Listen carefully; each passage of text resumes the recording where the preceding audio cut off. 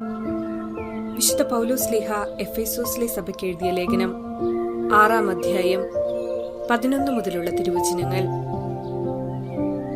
സാത്താന്റെ കുടിലതന്ത്രങ്ങളെ എതിർത്ത് നിൽക്കാൻ ദൈവത്തിന്റെ എല്ലാ ആയുധങ്ങളും ധരിക്കുവിൻ. എന്തെന്നാൽ നമ്മൾ മാംസത്തിനും രക്തത്തിനുമെതിരായിട്ടല്ല, പ്രഭുത്വങ്ങൾക്കും ആധിപത്യങ്ങൾക്കും ഈ അന്ധകാര ലോകത്തിന്റെ അധിപന്മാർക്കും സ്വർഗീയ ഇടങ്ങളിൽ വർത്തിക്കുന്ന തിന്മയുടെ ദുരാത്മാക്കൾക്കുമെതിരായിട്ടാണ് പടവെട്ടുന്നത്.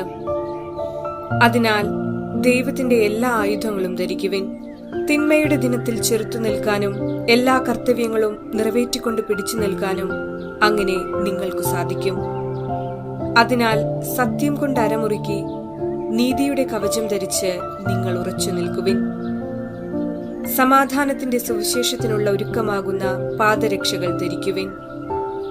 സർവോപരി ദുഷ്ടന്റെ ജ്വലിക്കുന്ന കൂരമ്പുകളെ കെടുത്തുന്നതിന് നിങ്ങളെ ശക്തരാക്കുന്ന വിശ്വാസത്തിന്റെ പരിചയം എടുക്കുവിൻ.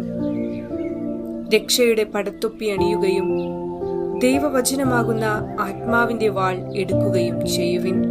ഓർമ്മിക്കുക, മിശിഹായുടെ തുടർച്ചയായ സഭയ്ക്ക് അതിന്റെ അസ്തിത്വത്താൽ തന്നെ പാപികളെയും രോഗികളെയും തിരസ്കരിക്കപ്പെട്ടവരെയും തന്റെ മാറോട് ചേർത്ത് പിടിക്കാതിരിക്കാനാവില്ല. സഭയെ ഫ്രാൻസിസ് മാർപ്പാപ്പ യുദ്ധക്കളത്തിലെ ആതുരാലയം എന്ന് വിശേഷിപ്പിച്ചു. എന്തെന്നാൽ നമ്മൾ മാംസത്തിനും രക്തത്തിനുമെതിരായിട്ടല്ല, പ്രഭുത്വങ്ങൾക്കും ആധിപത്യങ്ങൾക്കും ഈ അന്ധകാര ലോകത്തിന്റെ അധിപന്മാർക്കും സ്വർഗീയ ഇടങ്ങളിൽ വർത്തിക്കുന്ന തിന്മയുടെ ദുരാത്മാക്കൾക്കുമെതിരായിട്ടാണ് പടവെട്ടുന്നത്. ഈ ലോകം തിന്മകളോട് പടവെട്ടുമ്പോൾ ഈ യുദ്ധത്തിൽ മുറിവേൽക്കുന്ന പാപികളെ മാറോട് ചേർത്തു പിടിക്കാതിരിക്കാൻ സഭയ്ക്ക് കഴിയുകയില്ല. അങ്ങനെ ചേർക്കുന്നില്ലെങ്കിൽ പാപികളെ അന്വേഷിച്ചു വന്ന മിശിഹായുടെ തുടർച്ചയാണ് സഭ എന്ന് പറയുവാൻ കഴിയുകയില്ല. സഭയുടെ അസ്തിത്വത്തിന് അർത്ഥം നഷ്ടമാകുമെന്ന് മാത്രമല്ല, സഭയ്ക്ക് ഈ ലോകത്തിൽ യാതൊരു പ്രസക്തിയും ഉണ്ടായിരിക്കുകയുമില്ല. ആയതുകൊണ്ട് സഭാമക്കളായ നമ്മൾ രക്ഷയുടെ പടത്തൊപ്പി അണിഞ്ഞ് വചനമാകുന്ന വാളെടുത്ത് മുന്നേറുവാൻ ഈ നോമ്പുകാലം നമുക്ക് സഹായകമാകട്ടെ എന്ന് പ്രാർത്ഥിക്കാം.